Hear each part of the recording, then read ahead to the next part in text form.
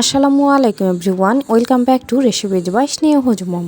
So viewers, আজ আমি আপনাদের তৈরি করে দেখাবো বাজারের কেনা শুকনা চালের গুঁড়া দিয়ে একেবারেই নরম তুলতুলে দুধ চিতই পিঠা, যা মুখে দেওয়ার সাথে সাথেই মিলে যাবে। গুড়ের এই পিঠাটা কিভাবে তৈরি করলে দুধের মধ্যে ছানা কেটে যাবে না, তার সকল প্রকার টিপসহ রেসিপিটা আপনাদের সাথে শেয়ার করার চেষ্টা করেছি। সো আশা করছি বরাবরের মতোই আজকের আমার এই রেসিপিটাও আপনাদের ভালো লাগবে এবং উপকারে আসবে। আর ভালো লাগলে অবশ্যই একটি লাইক দিয়ে শেষ পর্যন্ত সাথে থাকবেন, কারণ আপনার একটি লাইক আমাকে অনেক বেশি অনুপ্রেরণা যোগায়। সো আর কথা না বাড়িয়ে চলে যাচ্ছি এবার এর মেকিং প্রসেসিংয়ে। তো এবার আমি এখানে নিয়ে নিলাম প্রায় 2 কাপ পরিমাণ বাজারের কেনা শুকনা চালের গুঁড়া। দেন এবার আমি এখানে দিয়ে দিলাম প্রায় হাফ চা চামচ পরিমাণ লবণ। তো লবণটা এবার দিয়ে নেওয়ার পর এটাকে এবার আমি একটি হ্যান্ড ডিশের সাহায্যে ভালো মতো মিশিয়ে নিলাম। তো এটা এবার আমার একদম ভালো মতো মিশিয়ে নেওয়া হয়ে গেছে। দেন এখানে এবার আমি নিয়ে নিলাম হালকা কুসুম গরম পানি দিয়ে ডোটা এবার আমি তৈরি করে নিচ্ছি। আর এইখানে কিন্তু বেশি গরম পানি ইউজ করা যাবে না, একেবারে হালকা কুসুম গরম পানিটা ইউজ করতে হবে। তো পানিটা অল্প অল্প করে দিয়েই হাত দিয়ে মাখিয়ে ডোটা আমি তৈরি করে নিচ্ছি। তবে আপনারা চাইলে হ্যান্ড ডিশের সাহায্যে ডোটা তৈরি করে নিতে পারেন, তাতেও কোনো সমস্যা নেই। তবে আমার মতে হাত দিয়ে ডোটা তৈরি করে নিলে আটাটা অনেক বেশি নরম হয়ে যায়, এজন্য পিঠাগুলো আরও বেশি নরম তুলতুলে হয়। ডোটা এবার তৈরি হয়ে যাওয়ার পর এটাকে এবার আমি অল্প অল্প করে পানি দিয়ে প্রায় 2 থেকে 3 মিনিটের মতো ভালো মতো মাখিয়ে নিচ্ছি। দেন পানিটা শুকিয়ে ডোটা আবারও শক্ত হয়ে যাওয়ার পর এটাকে এবার আমি আবারও অল্প অল্প করে পানি দিয়ে ভালো মতো মাখিয়ে নিচ্ছি। আর এখানে আমার টোটাল কতটা পানি লেগেছে সেটা আমি ডোটা সম্পূর্ণভাবে মাখিয়ে নেওয়ার পর বলে দেব।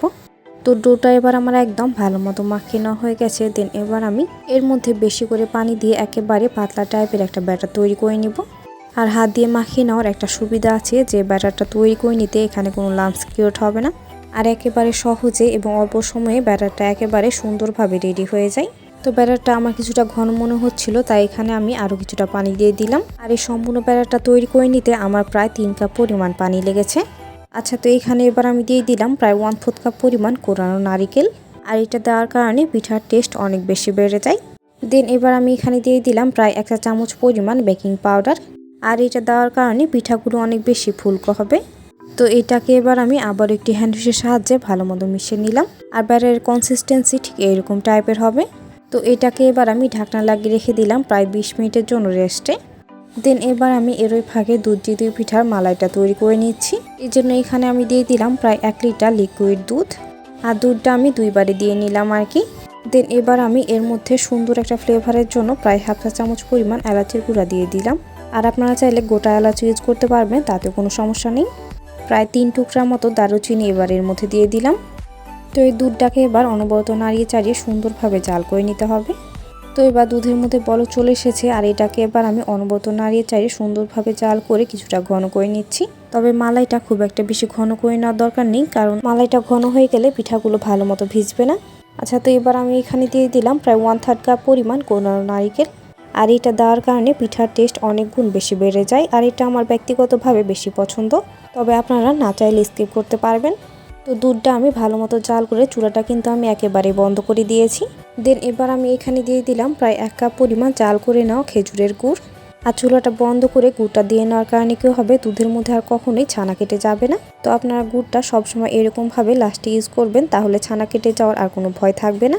তো মালাইটা এবার আমি ঢাকনা লাগিয়ে এভাবেই রেখে দিলাম। তো চিতই পিঠা এবার তৈরি করে নেওয়ার জন্য চুলায় এবার আমি একটি মাটির পাত্র বসিয়ে দিয়েছি। আর এটাকে আমি একেবারে ভালো মতো গরম করে নিয়েছি। তো 1 চা চামচ পিঠার ব্যাটার এবার আমি এর মধ্যে দিয়ে দিলাম। দেন এটাকে ঢাকনা লাগিয়ে রেখে দিলাম প্রায় 1 মিনিটের জন্য। দেন ফার্স্ট পিঠাটা এবার আমার একদম একেবারেই রেডি।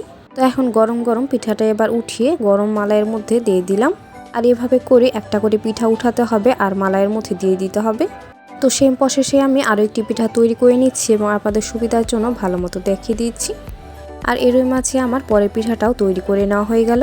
আর এই পিঠাটাও কতটা ফুলকো এবং ছিদ্রযুক্ত হয়েছে আশা করি আপনারা দেখে নিশ্চয়ই বুঝতে পেরেছেন। তো সেমভাবে আমি একটা করে পিঠা উঠাচ্ছি আর গরম মালাইয়ের মধ্যে দিয়ে দিচ্ছি। দেন পিঠাগুলো আধা ঘন্টার মতো ভিজিয়ে রাখলেই দেখবেন নরম তুলতুলে দুধ চিতই পিঠা একেবারেই রেডি। সো এরই মাঝে তৈরি হয়ে গেল সকলের পছন্দের শীতের পিঠার রাজা দুধ চিতই পিঠা। সো ভিউয়ার্স, রেসিপিটি ভালো লাগলে বাসায় একবার অবশ্যই ট্রাই করবেন। আর রেসিপিটি ভালো লাগলে অবশ্যই লাইক, কমেন্ট, শেয়ার এবং সাবস্ক্রাইব করে পাশে থাকবেন। আর পাশে থাকা বেল আইকনে ক্লিক করে দিবেন আমার পরবর্তী ভিডিও নোটিফিকেশান সবার আগে পেতে। আর অলরেডি যারা সাবস্ক্রাইব করে ফেলেছেন তাদের জানাচ্ছি অসংখ্য ধন্যবাদ। আর এই পিঠাটা এবার কি পরিমাণ নরম তুলতুলে হয়েছে আশা করি আপনারা দেখে নিশ্চয়ই বুঝতে পেরেছেন। সো আজকের মতো এখানেই বিদায় নিচ্ছি। আল্লাহ হাফেজ।